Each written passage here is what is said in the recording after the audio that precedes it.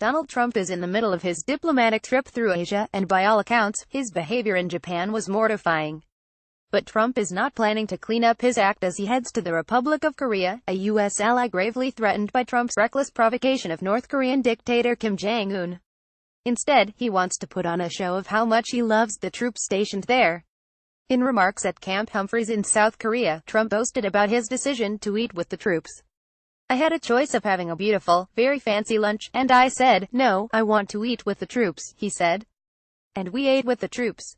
And it was good eating. It was good eating. And I tell you, they've done a terrific job.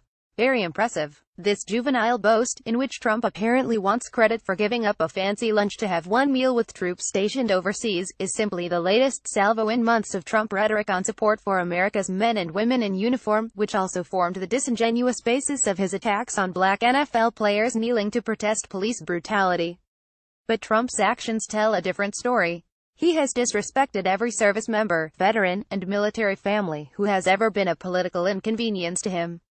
It took him nearly 2 weeks to even acknowledge the deaths of 4 U.S. troops killed in an ISIS ambush in Niger last month, when he belatedly called the family of Sergeant David Johnson, ostensibly to offer condolences. He was not only insulting and disrespectful, but then denied the family's own accounting of the call, essentially accusing Johnson's widow, Maisha Johnson, of being a liar.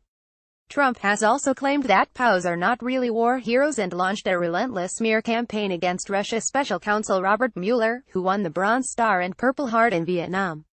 On the same day he boasted about giving up a fancy meal to eat with troops, he attacked Ralph Northam, the former Army doctor running for governor of Virginia, ridiculously claiming Northam is weak on veterans. And the troops appear to have noticed.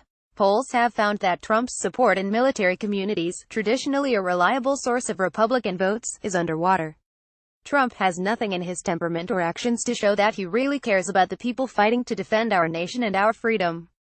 If his only gesture for the troops is to eat lunch with them, his administration is in a sorry state indeed.